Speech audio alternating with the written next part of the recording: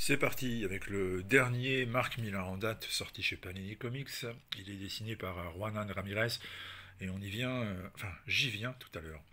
Alors Nine Club, comme d'habitude, c'est du Mark Millar. C'est pas très original comme façon de commencer, mais c'est important.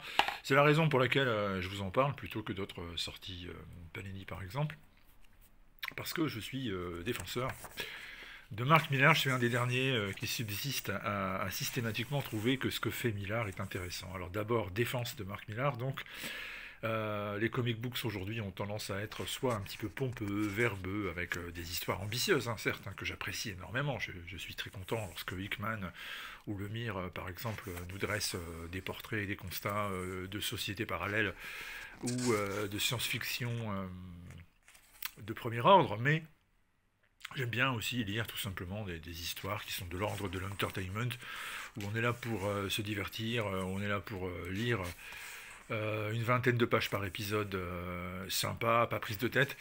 Ce qu'on avait finalement autrefois assez souvent et qu'on a de plus en plus de mal à avoir aujourd'hui. Alors, on en a encore beaucoup, hein, mais souvent ce sont des histoires avec des héros adolescents ou bien des enjeux au ras des pâquerettes, un peu fleur bleue, des histoires un peu gaga qu'on a très souvent. Bah, par exemple, le pire, parce qu'il y a aussi le meilleur. Hein. Il y a des épisodes que j'ai beaucoup aimés, mais par exemple le pire de la série Miss Marvel avec Kamala Khan ou des choses comme ça. Et Mark Millar, c'est lui, par contre, celui qui sait faire les choses bien. Alors, vous avez toujours un pitch qui n'est pas très original. Ici, Night Club, par exemple, bah, c'est les histoires de vampires. Donc, ça appartient, comme tous les récits que fait Millar, à la pop culture. Tout le monde sait ce que c'est qu'un vampire. Tout le monde a entendu parler de Dracula. Vous avez tous vu la récente saga, ou en tout cas entendu parler de Twilight. Et bien ici, vous allez retrouver Danny et deux de ses amis, des ados qui vont devenir des vampires. Alors Danny au départ, il a un grave accident en faisant du parcours, en se filmant comme le font beaucoup de jeunes imprudemment sur les réseaux sociaux.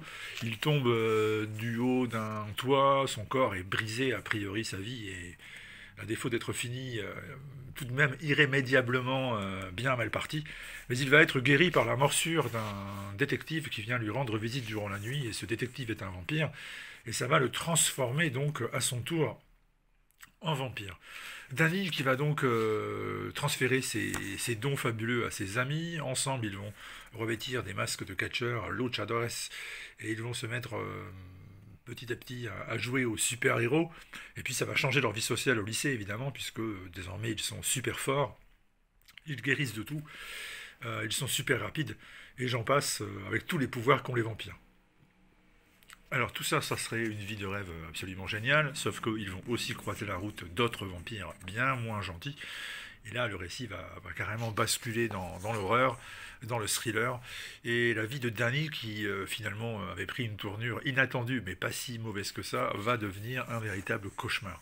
Donc Millar, pardon, parce que Millar c'est un autre scénariste qui fait bien autre chose. Donc Mark Millar, donc comme d'habitude, joue la carte de la facilité, hein, il va pas inventer grand chose, mais par contre ça se lit excellemment bien, ça coule de source, il y a des rebondissements en permanence. Alors on a toujours l'impression que on l'a déjà lu quelque part, que c'est un peu facile, que oui, bon bah il approfondit pas. Mais je le répète, ce n'est pas le but. Mark Millar n'est pas le type qui va vous faire la bande dessinée qui va révolutionner le genre. Mark Millar, c'est du fun, c'est du divertissement, et à ce niveau-là, c'est du top niveau, puisque du premier au dernier épisode, on ne s'ennuie pas, les personnages sont drôles, attachants, sympas, même crédibles dans leurs réactions, moi je trouve. Le dessin de Ramirez, ben, vous le voyez, moi je trouve qu'il est très bon. Là pour le coup, on parle souvent d'influence de manga, BD européenne, c'est pas toujours bien digéré, mais là c'est excellemment bien digéré. Et du coup, c'est un très bon album. Alors, encore une fois, c'est un album que les amateurs de comic books euh, particulièrement bien torchés, avec des exigences et des ambitions artistiques, vont peut-être trouver pas à leur hauteur. Mais moi, j'aime bien les deux. J'aime bien de temps en temps débrancher un peu le côté cérébral et me dire, bah, ça va être du fun. Et je peux vous dire que la mission, elle est accomplie. Comme d'habitude avec Mark Millar, c'est du fun. Night Club, c'est un des très bons Mark Millar de ces dernières années en plus. Hein. Ils sont pas tous égaux, mais celui-ci, il est de très bonne facture. Donc c'est chez Panini Comics, et ça vous attend. Si vous n'avez pas encore fait le pas, vous pouvez y aller. À mon avis, vous ne serez pas trop déçus. Allez, à bientôt, ciao ciao.